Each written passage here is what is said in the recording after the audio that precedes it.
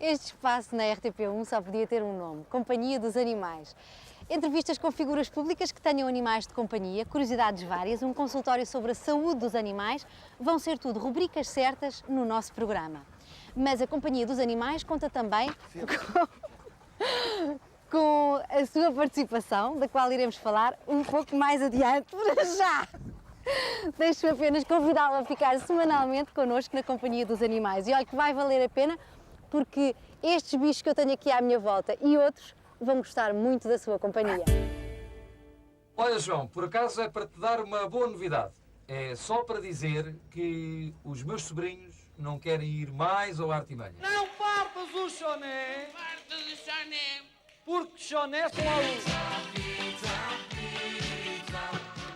Já lhe conhecíamos a paixão pela televisão, pela rádio, pelo cinema e pelo aeromodelismo. Eu não sei, Júlio, se foi desatenção minha ao longo destes anos todos, mas eu nunca ouvi falar de uma relação especial com animais. É coisa nova ou já vem de trás? Não, é completamente novo. É completamente novo. Por acaso, eu até pensei sempre que os animais não iam gostar muito de mim. Porquê? Durante quase toda a vida. Não sei, quer dizer, por exemplo, que eu tinha medo dos cães. Perdi o medo à custa deste. E, portanto, acho que eles também sentiam isso porque há uma emanação qualquer dos nossos fluidos que fazem com que eles saibam quais é que têm medo dele e quais é que não têm. Quais são as pessoas que têm medo deles e não. E o facto é que eu senti, por outro lado, que às vezes por três talvez fosse bom ter alguém com quem eu dialogasse todos os dias em minha casa. Na impossibilidade de dialogar pela palavra, podia dialogar pelo gesto e comecei a pensar em ter um cão. E quando vou aqui entrar em casa, sou abordado por um vizinho meu que conhecia muito vagamente. Aliás, acho que nunca o tinha sequer cumprimentado, porque passava à distância. E ele disse-me assim, ó Sr. Júlio Isidro, consta que gostava de ter um cão. Eu disse, mas como é que se pode constar que eu gostava de ter um cão? Como? O facto é que constava, não sei como. Não tinhas escutas em casa? Nada. E eu tenho um cão, vivo aqui no terceiro andar, e como o senhor vive numa moradia, talvez fosse bom para o meu cão e para si, se ele passasse a viver consigo. Assim, olha, é já. Nem perguntei que raça era, porque podia não ter raça nenhuma. Podia ser um mestiço, vulgar, rafeiro. Mas não era. Ele, não, é um collie. Aqui, o quê? Uma lassie, que é aquelas coisas... Os collies são marcados por um estigma desgraçado. Todos os collies são fêmeas, não é? Toda a gente pensa... Isto deve-se realmente à força da televisão e do cinema. Mas, sim senhor, olha, mas é um collie muito especial, que é um collie tricolor, preto, branco e dourado. Não é aquele igual à lassie. Não tem importância nenhuma. Pode vir já, assim, olha, não lhe vou dar já que ele está com diarreia. Pronto, sim senhor, eu só o vou dar em bom estado. Quando passar o problema intestinal, Spike, venha para aqui. Estou a falar de si. Vá, Spike. Como vê, é muito obediente, é um querido. Depois passa com o tempo, se calhar depois passa obediente mais. Vá lá, pronto. E o cão tinha 3 meses, e eu penso que estes meus vizinhos, muito simpáticos, a Graça e o João, que agora são também meus amigos, tiveram a percepção de que num terceiro andar, um cão que é, por natureza, um cão pastor, que necessita de muito movimento e não sei o quê, não ia ser muito feliz, fundamentalmente numa casa pequenina e na varanda. Hoje em dia ele tem 10 meses e eu tenho a minha vida toda condicionada. Já te aconteceu, por exemplo, teres um jantar, seres convidado para jantar, levas o cão ou não? Jantares nunca o levei, mas, por exemplo, como saio montes de vezes para ir lá fora fazer entrevistas 2, 3 dias, com uma semana de antecedência estou a programar. Vai ficar em casa de uma das minhas irmãs, vai ficar em casa da minha secretária, vai ficar em casa dos ex-donos, mas depois já ficou algumas vezes em casa. Spike, vem até aqui, estou a falar de ti, vá. Vem, como é obediente. Spike, aqui. Vá, aqui. Vá, aqui, pronto. Exatamente. Tudo bem.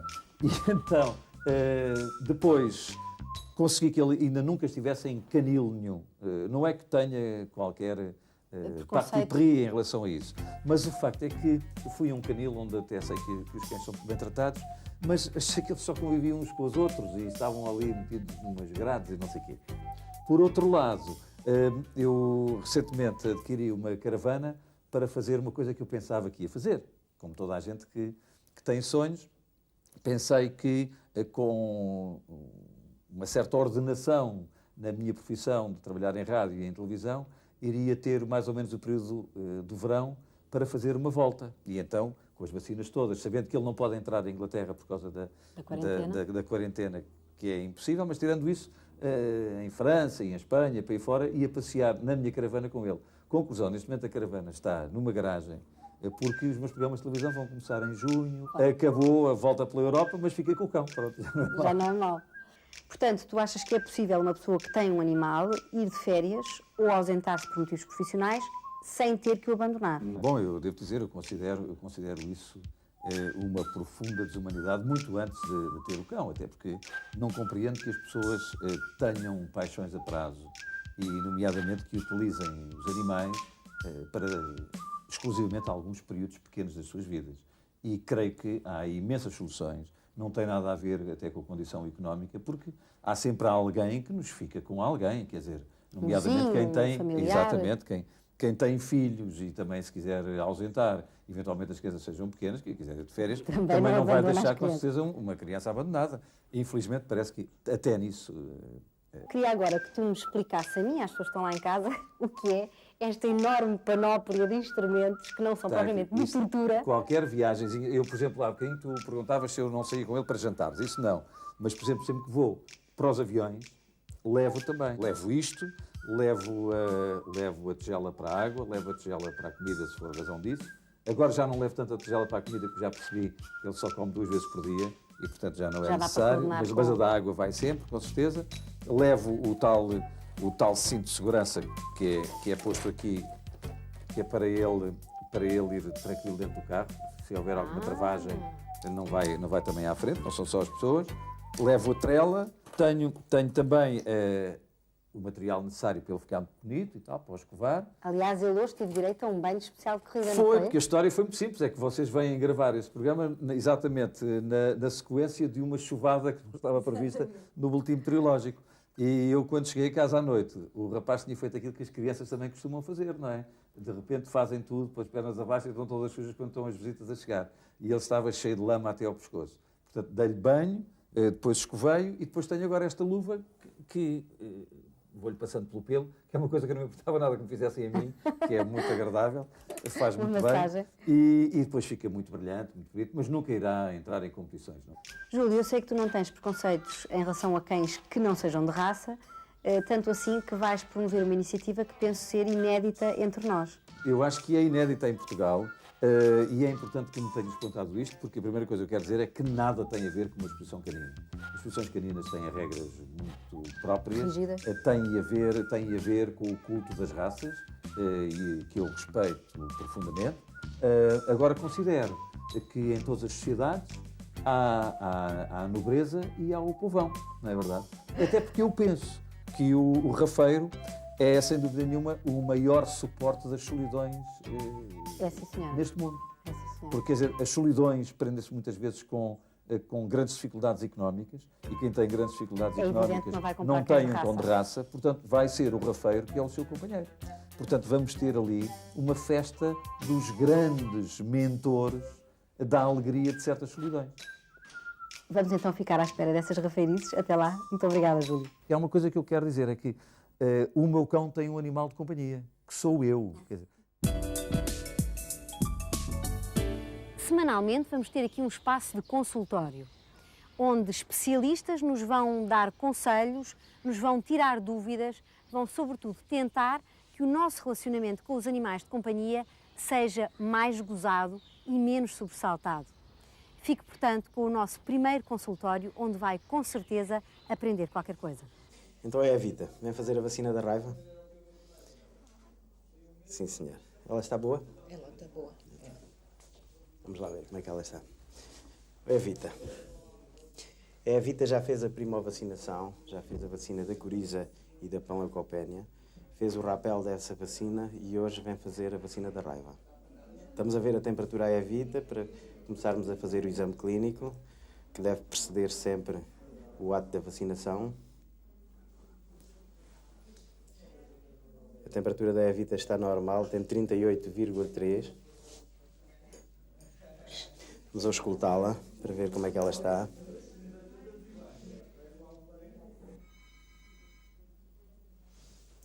A auscultação está normal. Ver a conjuntiva.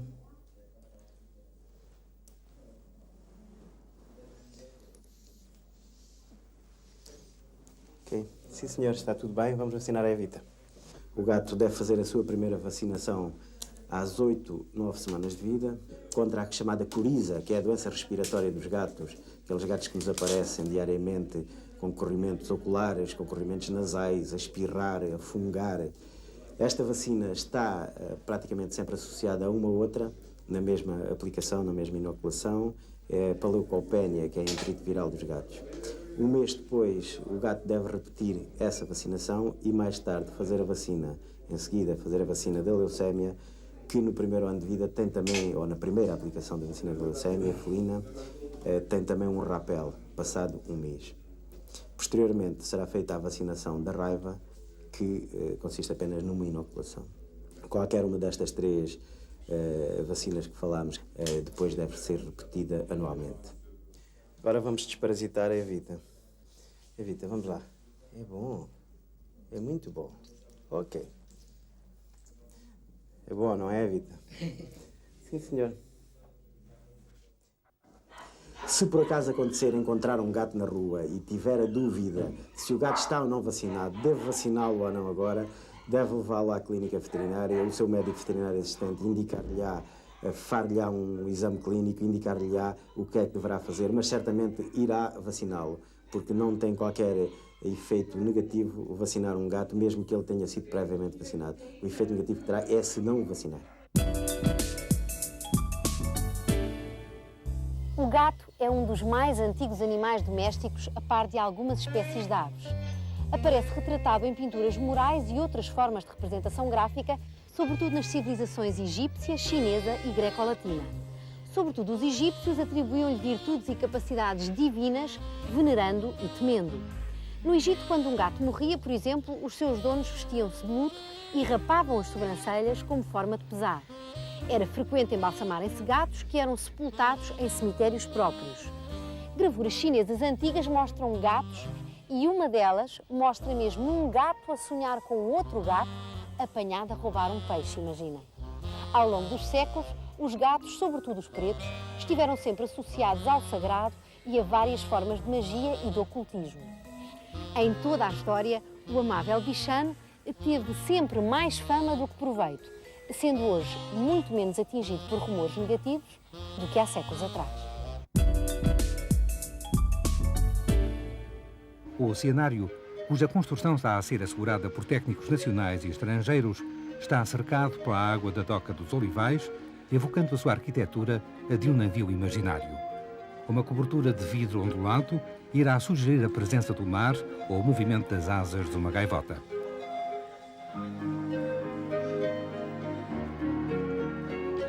Pela primeira vez, uma estação de televisão mostra o que irá ser o oceanário da Expo 98, que neste momento se encontra ainda em fase de construção. Uma vez concluído e inaugurado, poderá receber mais de 60 mil visitantes por dia. Após o encerramento da Expo 98, manter-se-á em funcionamento como polo de atração turístico nacional e internacional, podendo vir a ser visitado por mais de 1 milhão de pessoas por ano.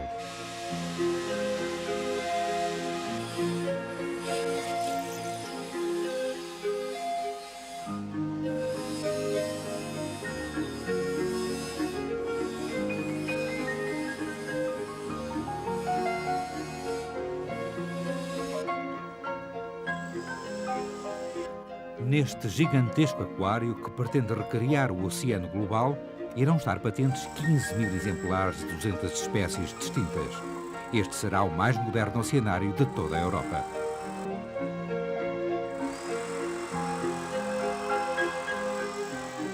Os habitats escolhidos para serem representados neste oceanário são o Oceano Antártico, o Recife de Coral no Oceano Índico, as costas rochosas do Oceano Pacífico, a costa dos Açores do Oceano Atlântico e ainda um tanque central.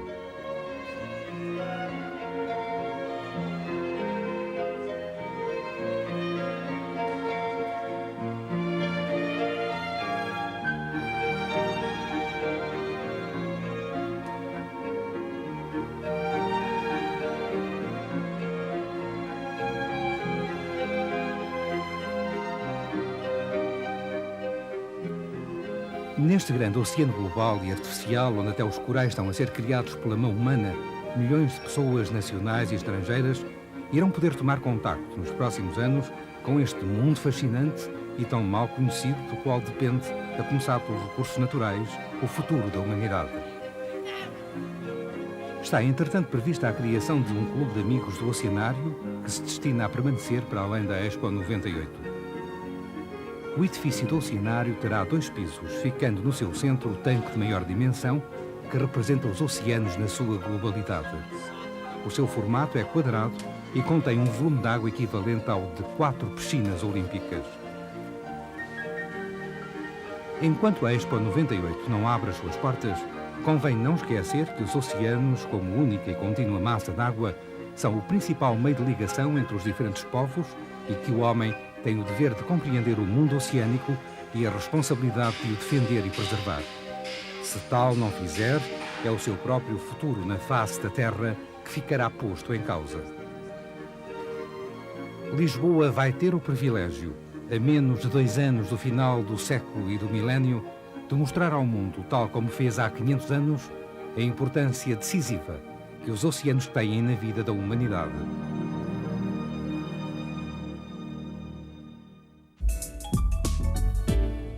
E por que não darmos também um salto à Serra da Estrela para irmos falar com um criador? Venha daí. Estamos a entrar no mundo agreste e escarpado do cão da Serra da Estrela. O Serra da Estrela é, como o seu próprio nome indica, um cão de montanha. É excelente companheiro dos pastores, guardador de rebanhos e ainda um vigilante atento das quintas e outras habitações. O Serra da Estrela é dócil e leal para com o seu dono e valente e agressivo para aqueles que o seu instinto lhe aponta como inimigos. A sua origem perde-se na memória dos tempos, mas só recentemente se procedeu a um efetivo apuramento da sua raça. Podem ser encontrados excelentes exemplares desta raça em vários pontos do país. A sua afetividade e o seu porte, bem como as qualidades de cão de guarda, justificam a grande procura que tem tido por parte de nacionais e de estrangeiros. O Serra da Estrela é um companheiro e um amigo para a vida. A Serra da Estrela é basicamente famosa por 2 coisas, pelo seu queijo delicioso e pela raça daqui da região, que é, obviamente, o cão Serra da Estrela. Mas parece-me que, tal como nos queijos, há cães e cães, não é? Realmente é verdade. Embora, como disse, a raça seja só uma, há pessoas que não têm consciência disso e então tendem a criar, ou tendem a vender, melhor assim, cães que nada têm a ver com a raça, tendem a vender, tendem a enganar as pessoas, vendendo-lhes cães sem raça definida. Portanto, nada tem a ver com Serra da Estrela. E se eu quiser comprar um Serra da Estrela, como é que eu me posso defender? Isto porque eu sei que até à beira da estrada, aqui na região, se vendem Serras da Estrela, não é? Portanto, a Liga dos Criadores e Administradores da Serra da Estrela proporcionou a todos os criadores que fizessem seleção dos seus exemplares, reprodutores, lhe fosse introduzido um microchip. A aproximação do aparelho de leitura permite determinar com rigor o número de identificação atribuído ao Serra da Estrela. Este sistema é fundamental para um rigoroso controle da raça. Eu julgo saber que o Serra da Estrela começa por ser um cão de guarda a rebanhos. Ele ainda cumpre essa função ou é hoje em dia mais um cão de guarda de habitações e um cão de companhia? É essencialmente um cão de guarda. Ele está a cumprir essa missão, tanto faz em guarda de rebanhos como em guarda de habitações. Fundamentalmente é um cão de guarda.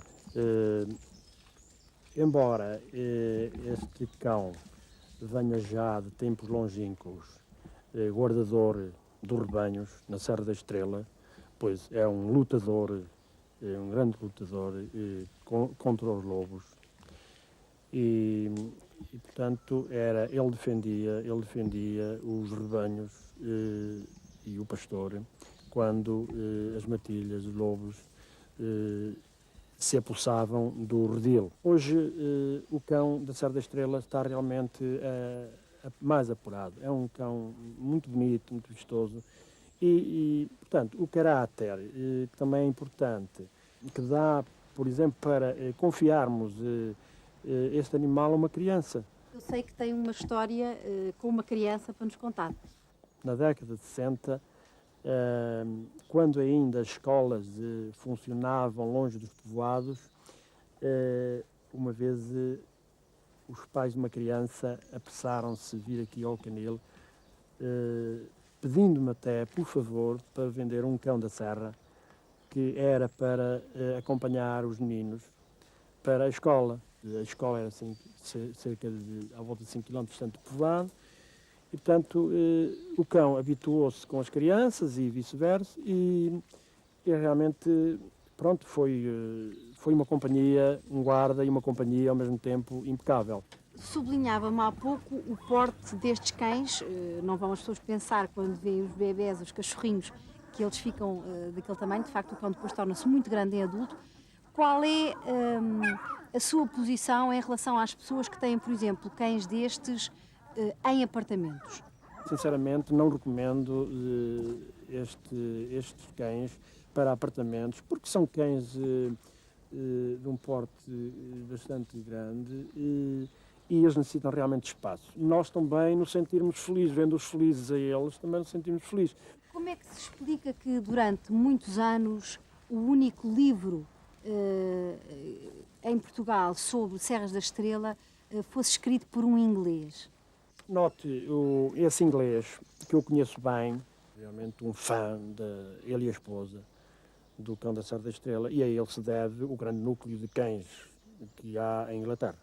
Foi pena que fosse em inglês, só em inglês. Foi pena que esse livro não tivesse tradução em português, porque esse livro teria sido vendido de que maneira cá em Portugal.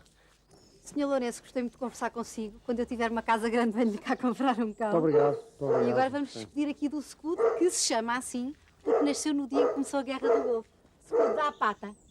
Dá a pata a mim, Scudo. Não tem respeito nenhum por mim, não sei se estão bem a ver. Dá a pata, Scudo. Dá a pata. Dá a pata a mim. Lindo cão, lindo. E assim nos despedimos do Serra da Estrela, cujo mundo e características fundamentais ficámos a conhecer neste programa. É um companheiro que vale a pena ter, desde que haja condições para isso.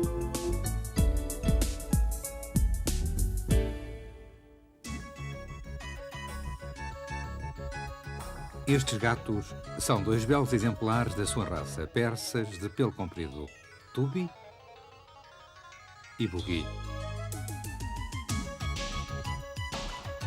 Foram os primeiros a serem registados no livro de origens português em abril de 1986.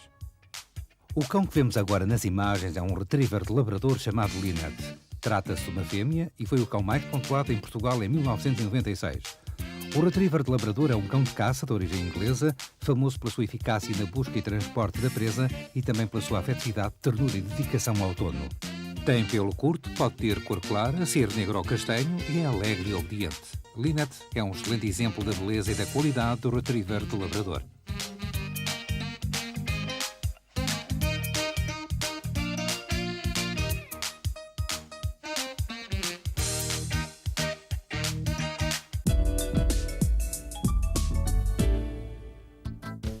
Semanalmente, aqui no Companhia dos Animais, iremos ver imagens de exposições que decorrem em todo o país, envolvendo animais de companhia e, em particular, os cães e os gatos, já que são aqueles que com mais frequência são exibidos e postos em competição. Os cães estão divididos em 3 categorias: cachorro dos 5 aos 9 meses, júnior dos 9 aos 18 meses e, a partir dos 15 meses, pode ser considerado adulto ou classe aberta. Também neste espaço anunciaremos todas as semanas exposições e outros eventos que envolvam os animais de companhia. Este espaço é deles e de quem aposta no seu valor exibicional. Preste atenção, porque nas próximas semanas pode ter uma exposição mesmo ao pé da sua porta.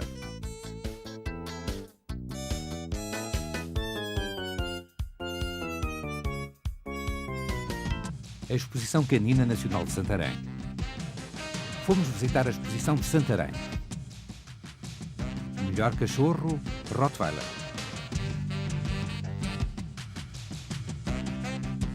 Melhor júnior, Siberian Husky. Melhor cão da exposição, Terrier do Tibete. Foi um final da exposição, para o melhor da exposição, com bastante interesse, dado que havia cães muito bons. Este cão, que é um Tibetan Terrier, apresentou-se maravilhosamente e de tal forma que me fez com que eu lhe desse o melhor da exposição. Mas é um cão excepcional, sem dúvida nenhuma. A Exposição Canina Nacional de Santa Maria da Feira. Também fomos a Santa Maria da Feira. Melhor cachorro, Akita Inu. Melhor junior, pequinês. Melhor raças portuguesas, podenco pequeno de pelo liso. E o melhor cão da exposição, um Rottweiler. Este cão, pela sua constituição, pela sua morfologia, pela maneira como se movimentou em pista, para além das suas qualidades excelentes dentro do Salão da Raça, mereceu plenamente ser considerado o melhor cão desta exposição. E passámos pela Exposição Internacional de Gatos de São Pedro do Sul. We have in Europe always. A senhora Coronel, juiz desta exposição internacional, vai explicar porque é que este gato europeu é um dos melhores gatos, é o melhor gato desta exposição internacional. A nível da Europa, na Europa Central temos sempre persas na final da exposição e no Norte também temos muitas vezes os europeus, a nível norte da Europa. Está muito feliz por ter encontrado este gato particularmente em Portugal. Em termos do pelo longo, é a mesma coisa, é muito pouco comum termos um color point, ou seja, um gato que tem somente as pontas com coloração, tê-lo na final. É muito comum ter-se nas exposições pretos, azuis, tartarugas, de muitas cores, mas se tivermos um gato color point espantoso como este, é bem natural que o tenhamos na final como best. Vá lá, confesso que gostou de ver hoje o primeiro programa da Companhia dos Animais. E confesso também que vai ficar animal dependente todos os sábados aqui no Canal 1. Ficamos então de encontro marcado. Até lá.